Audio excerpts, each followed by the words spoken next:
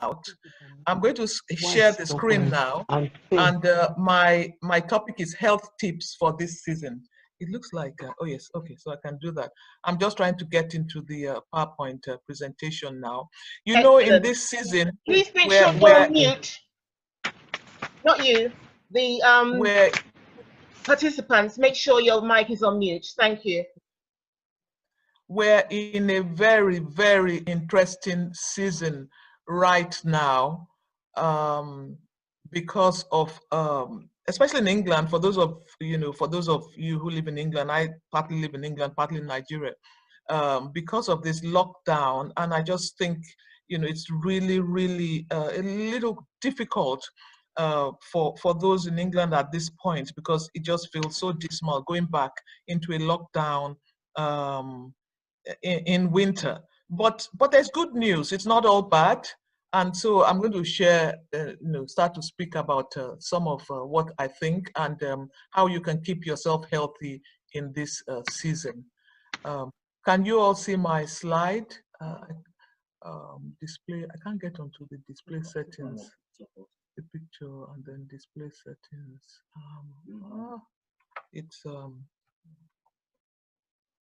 I'm trying to get into the, yeah, this one. It's not even, okay, duplicate slideshow, and then the one of seeing oneself, or is it too late for that? Yeah, I can't, yeah, so I'm just trying to do some technical things before. Let's see. So what is it? What do I do to see oneself? Is it show video panel? Yes, okay. So perfect. Just want to thank my husband, who is my technical partner today, who has set me up. Thank you very much. So just to quickly move into the talk, it is health, I believe, is one of the greatest treasures you can ever possess. And like you have seen over the past few years, few months, it is something that is really, really much coveted. The way COVID raged from the prisons to the palace and all that, it is really, really, it's really a big issue right now. And so this quotation from Ellen White says, "Wealth, honor, or learning, if dearly purchased, is dearly purchased if it's at the loss of vigor of health. None of these attainments can secure happiness if health is wanting." And that really is it. Health, in a sense, is wealth. And I'm just going to talk quickly about my talk. I'm going to make sure I'm being timed. Yes. And I'm going to talk quickly about a bit of some of my adventures into losing weight and gaining health. I'm talking about the 10 pillars of health, a crucial paradigm shift. What is your best superfood? And if you know what your own best superfood is right now, so just you put it in the chat at the moment, and we'll see whether when we compare notes, whether it's the same or not. Also, how do you sleep yourself slim? Isn't that incredible? And how do you age with a minimal wrinkling? So we're going to talk a little bit about that. This is a picture of myself. When I was I'm not sure I was at my biggest here, because when I was at my biggest, I didn't really like to take pictures like most people who are big. But I was quite big. I wasn't big when I was a teenager, but when I got married and started to have children, I just grew and grew and grew. And I remember at a stage I was so big that I was bigger than my 9-month pregnancy weight. It was that bad. And I kept having this negative self-talk, despite constant reassurance from my husband, who kept saying, "Look, you're beautiful," and all that and all that. I was just really, really, I lacked a lot of confidence. And I blamed everybody apart from myself. I played the blame game. Maybe it was my postgraduate studies, because I was reading all the time. I was looking after the children. There was so much stress. I kept blaming all sorts of people and things, and it really wasn't a great time for me. I'm talking of 20 years ago. Yeah, I was falling into obesity badly. My skin was bad. My hair was falling. My voice was hoarse. I was depressed. I had the beginnings of polycystic ovarian syndrome. My periods were all over the place. And this is what happens when you're falling into obesity. Obesity, by the way, is the second biggest killer in the world. And even, last year, at least 300 people died as a direct result of obesity. Did you know that obesity now causes cancers? It is really that bad. Obesity comes second after tobacco smoking. Can you imagine that? As the killer, as a big killer in the world right now. I was hypertensive. I couldn't believe it. And I was going into pre-diabetes. That's a story for another day. My joints hurt. They were swollen. And, like I say, obesity is now the second commonest cause, even of cancers and stuff like that. So I was sliding down a real slippery slope at the time. But then I'm talking of 2 or 3 years later. It took me a long time to hit my light bulb moment, and I found my why. And there were two things that happened. I woke up one morning and I decided I will stop blaming people or situations or circumstances. I would take responsibility for where I was. It wasn't because I was reading. It wasn't because I was stressed. It was just because of me. And I would also lose weight because I wanted to lose weight for myself. I wanted to fit into that size 12 dress or size 10 dress, and I wanted to be healthy. So those were my whys. When you're going to lose weight and gain health, it's two things: lose weight and gain health. There's no point losing weight and being unhealthy, and there's no weight gaining health and being overweight. It's both things. When you want to lose weight and gain health, you must have a why that will take you through the rough times. And those were my two whys. The first one is I wanted to fit to that size 10 dress, and number two, I wanted to be healthy for myself, for my family, for my for just life really.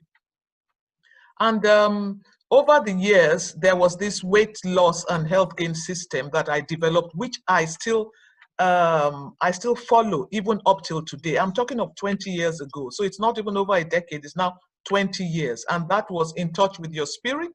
To be able to lose weight and gain health and maintain it over an extended period of time, you need to be in touch with your spirit, your soul, and your body. And I have an extensive chapter on that in my book. You would know, some of us who are diet freaks, diet conscious, that 99% of people who go on a diet gain the weight back, and sometimes they become overweight. And so I decided that it wasn't just about eating, it was about being in touch with your spirit, your soul, and your body. And so this is where I was before, and this is me on the right. So this is real. This is really real, because I have learned, and over the years I've learned, that it is a marathon. It is not a sprint. It is a journey, not a destination. And you can do it. You can actually get to that healthy weight that you wanted to get to. And I tell people, like, obviously now I'm in my mid 50s, or should I say late 50s, and I've never felt healthier. When I was 30, I was panting, I was puffing. So it is not about an age, it is about a mindset. It's about a paradigm shift. Like I said, this is where I am now, and I'm just really grateful, and I really thank God for it. And like I said, I did write a book which chronicles all my adventures. And the reason why I wrote the book was because, first of all, I'm a diary. I diarize stuff a lot. I write lots of things here, there, and the other. And I wanted a repository of all the information that I have gathered over the years. What I'm talking to you about now is something that happened over 10 years. It was a long time. And I thought to myself, it would be nice to just write something. And I wrote and I wrote and I wrote, and I got the book's about 200 pages. It's pretty big. But the second thing was that, I kept on it really was my husband, to be frank, because he kept on flashing my before pictures. The thing about it is that I have been this weight, and my BMI is now 24, 25. I've been this weight for several years. So lots of people never knew I was overweight. And when they saw that picture, when he showed them my overweight pictures, they said, "How did you do it? How did you do it? How did you?" And in the end, I just thought, look, just write a book and put it out there. And that's really what I did.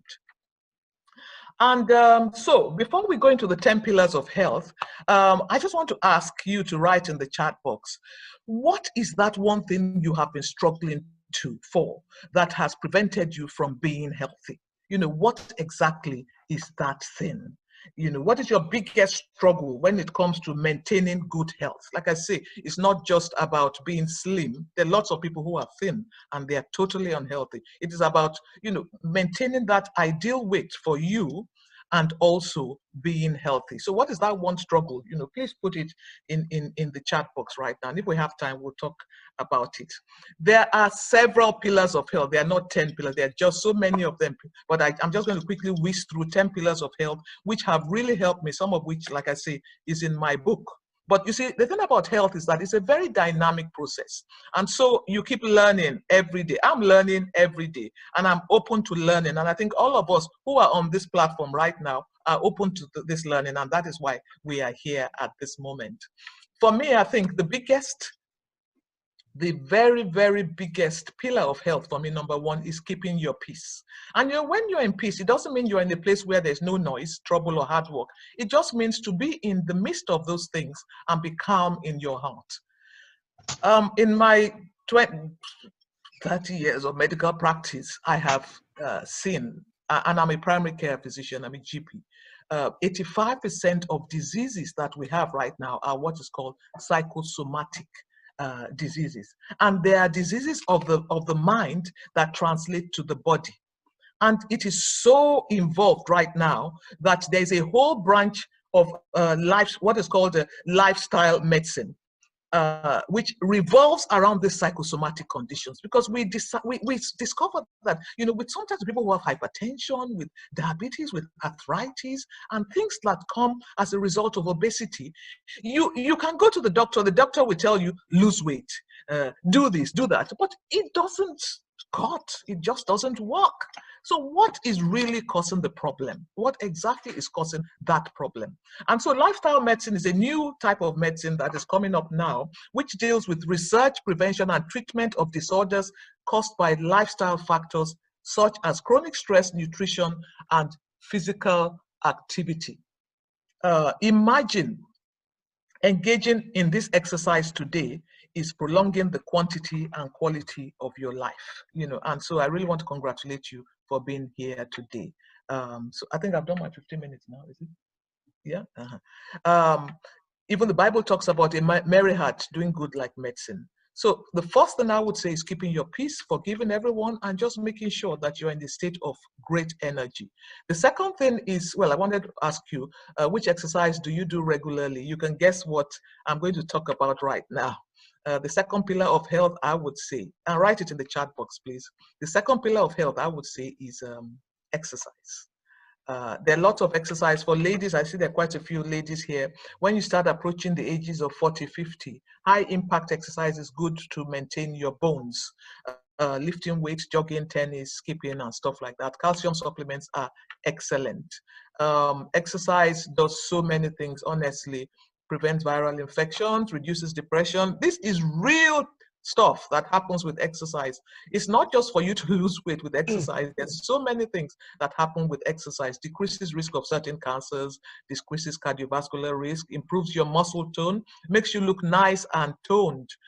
I really like this one, you know. It increases your endorphins, your feel-good hormones, you know, and so you don't need to go and, you know, have that so much coffee or tea or whatever. When you exercise, you feel really, really good. It helps to promote good sweating.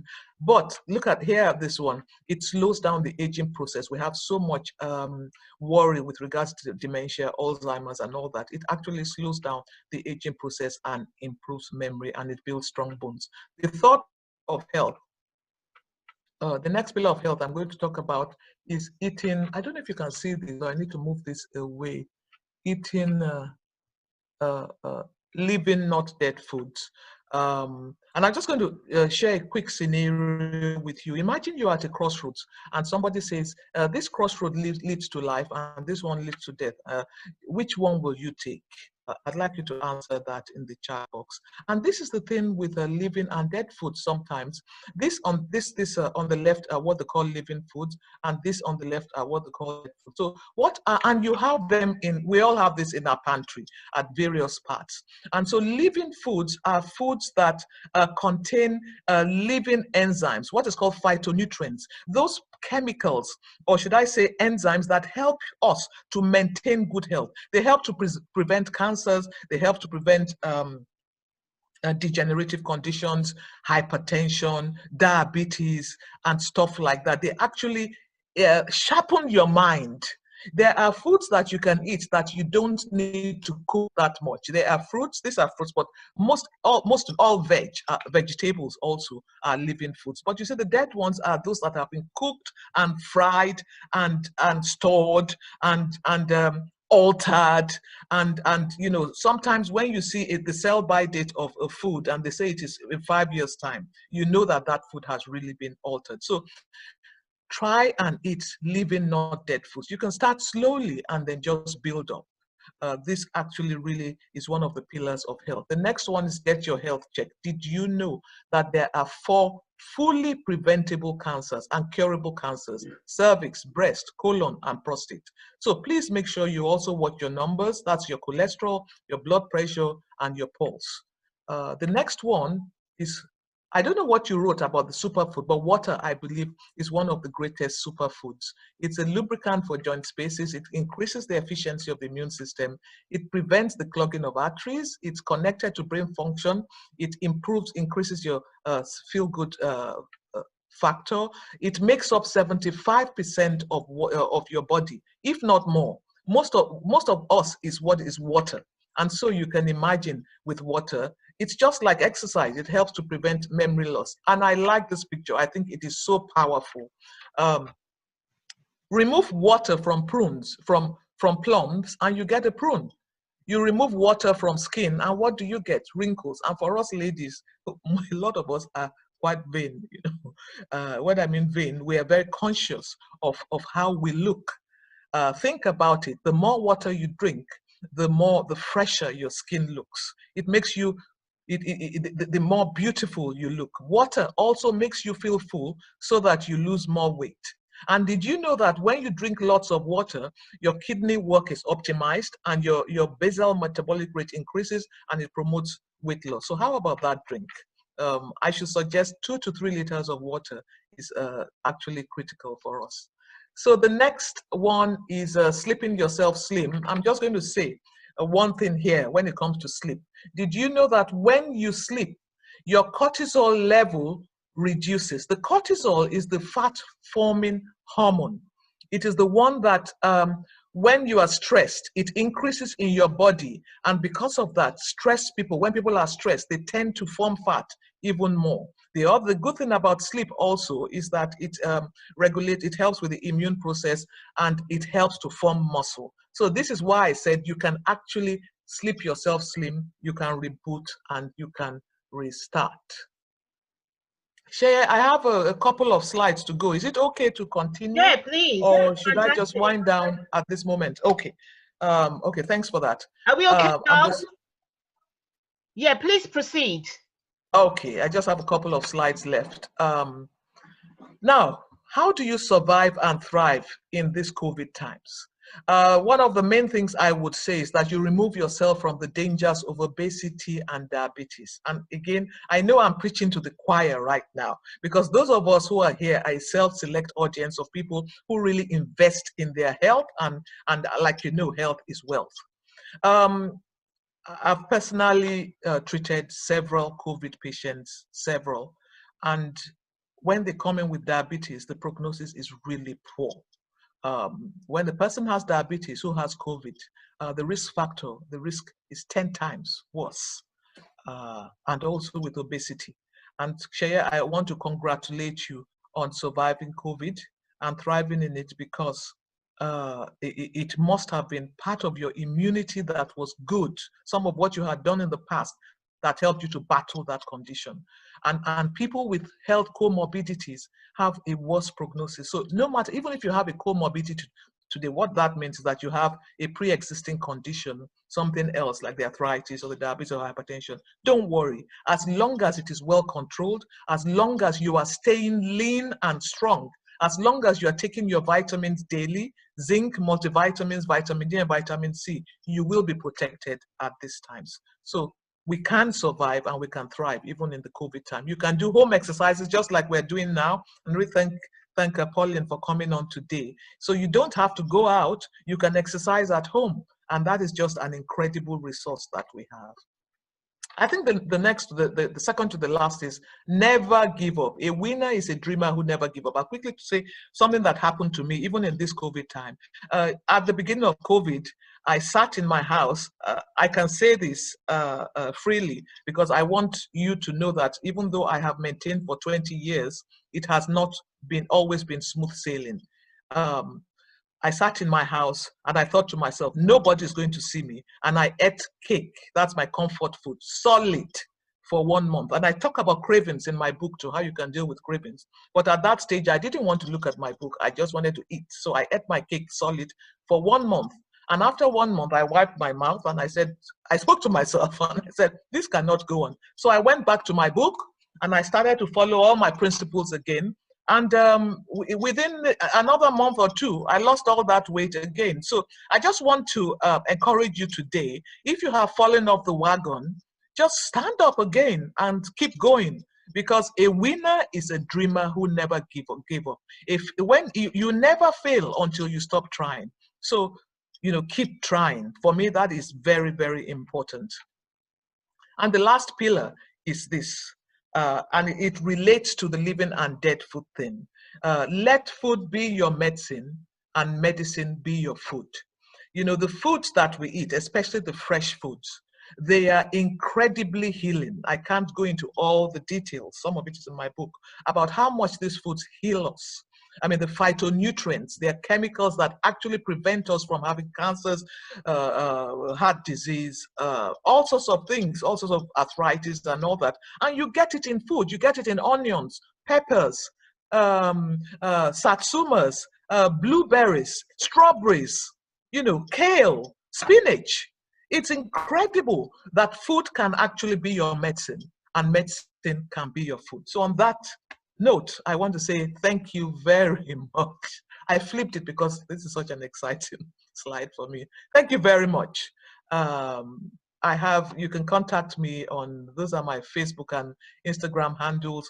And I think Shaya is going to share the link to my free ebook, Hurray I Slim Again. It's $2.90 something. It's quite pretty reasonable on the Kindle store right now because I'd like lots of people to buy it. And if you get it, please leave a review for me. I would really, really appreciate that. Thank you very much. God bless you. Keep healthy, keep strong. Thank you. If you have any questions, I'm happy to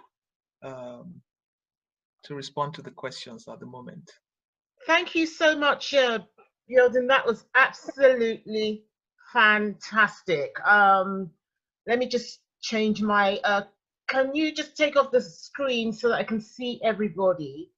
Yeah, I just want to see everybody on Yes, I'll stop sharing now. Yeah. Yeah, great. Amazing. Let's all give a thumbs up and a clap and a whatever for Dr. Abi. I mean, that is just phenomenal. There was just so much there. And we all have to get the book. I've posted it again on the link because that was really, and what I liked about it is it was close to the heart.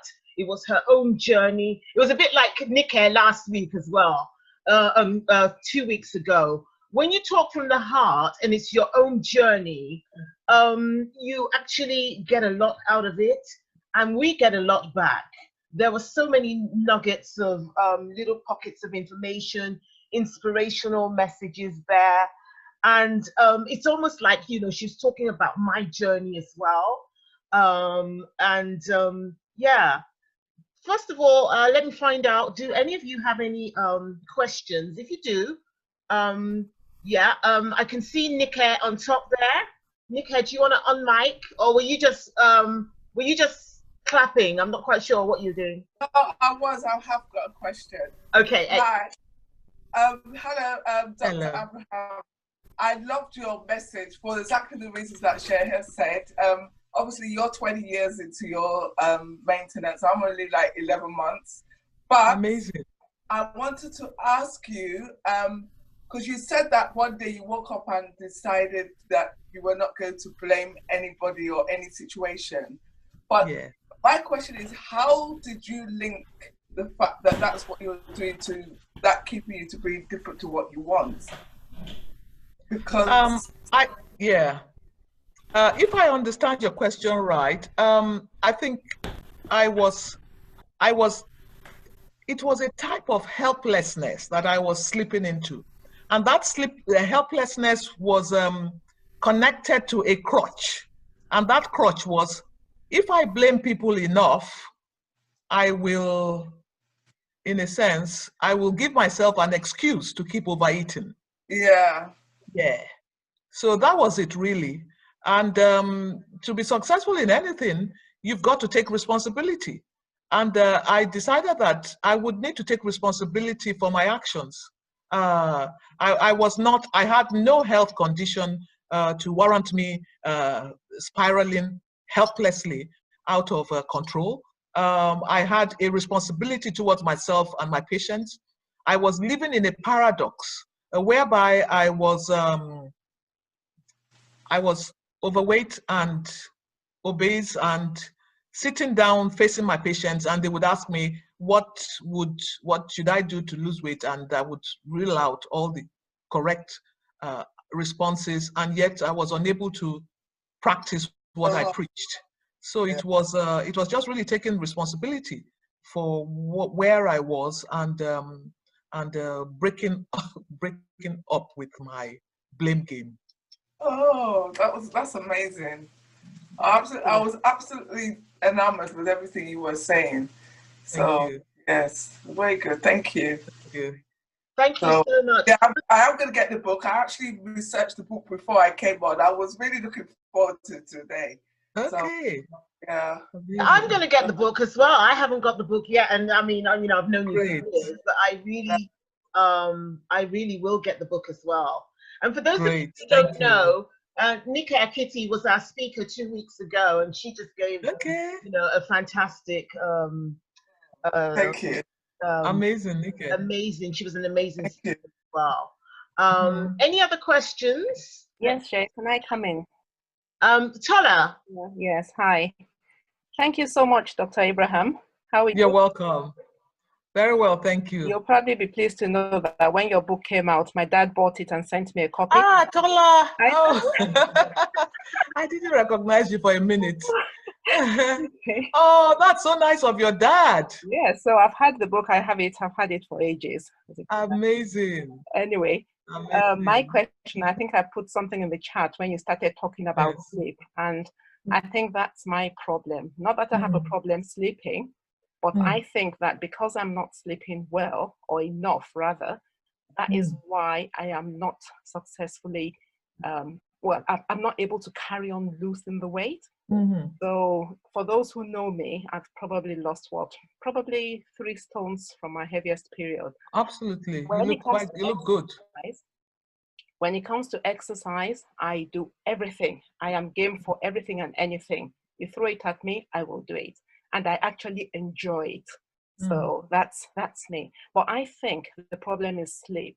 And my question really is, if you exercise regularly, if you watch your diet with all your superfoods and healthy eating, if you don't sleep properly, does that mean that you will struggle to lose the weight and keep it off? I think the short answer is yes. Right. Okay. Because, there's so much that happens, like I said, during sleep. At least 5 things happen when it comes to the weight. Because first of all, your body recharges and shuts down and recharges. Then you build muscle. When you're sleeping, when you sleep is when you're building the muscle. And muscle is the most efficient fat burner, like you probably know. Yeah. And also, I think for me, the biggest issue is that cortisol, which is is a great hormone in normal quantities, but cortisol just increases. And the problem with cortisol is that it causes water retention.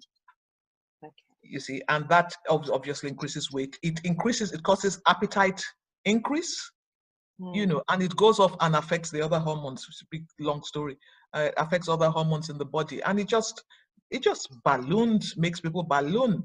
Or like you say, they would struggle. So they would maintain or they would lose, but instead of them to lose a pound or 2 a week, they would lose 0.5, you know, half a pound, you know, that type of thing. And yeah, I think sleep is pretty important, not even just for weight, you know, for weight issues, but also everything. All in all, yes. I think I put stress. I put stress in my chat. Stress at work, stress at home, and I think for those of us who live in the UK or maybe out of Nigeria, well, it's a different type of stress, I guess. And for me, that's probably there are not enough hours in the day to deal with everything.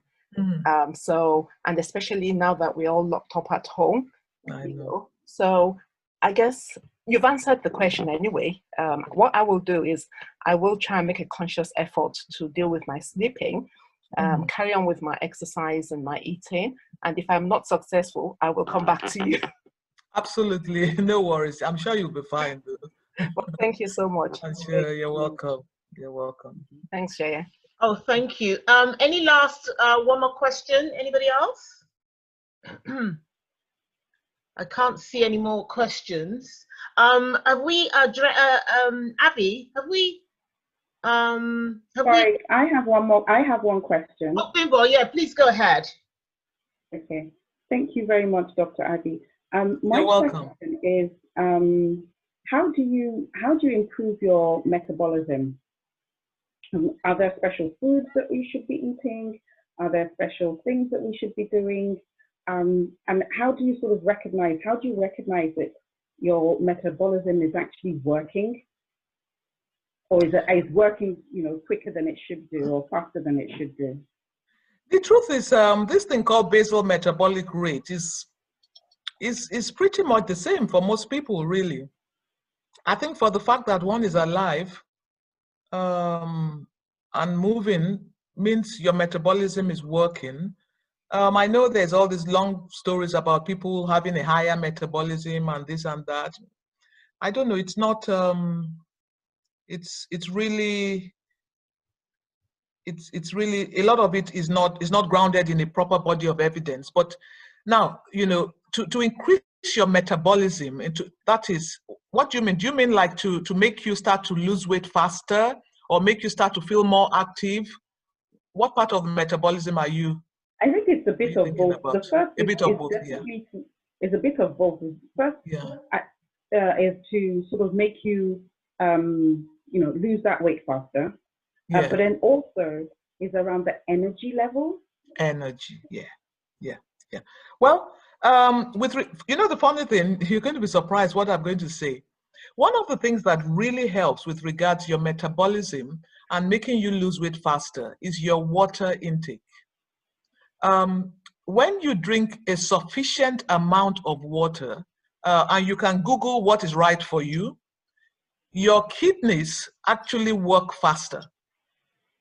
And when your kidneys are working faster and working at optimum level, what is called your BMR, your basal metabolic rate, increases.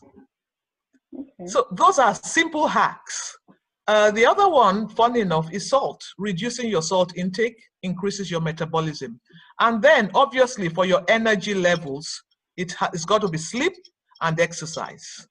What I found out is that the type of exercise that increases your basal metabolic rate and your metabolism and gives you energy are actually a combination of aerobic, and we have experts here, of course, so I wouldn't move into those. But what I've seen is that it's a combination of aerobic, anaerobic, and stretching exercises that actually give you that energy that you are looking for. Also, mental health is absolutely crucial. I didn't go into that at all. But mental health, your mental health, I think I said it at first, the peace. Your mental health has to be stable. You have to be in a state of peace. And that reduces your chance of having psychosomatic conditions. When people are stressed in their minds, they feel tired. That's how it happens in the brain. The connection is pretty direct. When people are stressed in their minds, either due to too much work or perhaps relationship issues, or anything, poor sleep, that type of thing, they start to get tired. So no matter how much exercise you do, no matter how much salt you reduce, no matter how much water you take, if there's stress, then that also reduces the metabolic rate. So it's a big combination of lots of things, which yeah.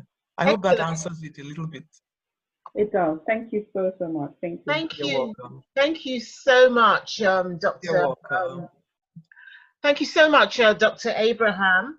You're welcome, Shaye. Yeah, we are a little bit late to our workout, but you know what? It doesn't really matter because we have gained so much knowledge here, and I'm going to say this: we're going to have you back. We are going to have you back at some point. No problem. If you don't mind. That's fine, Shaye. Fantastic. I'm always at your service. You know that, Shaye.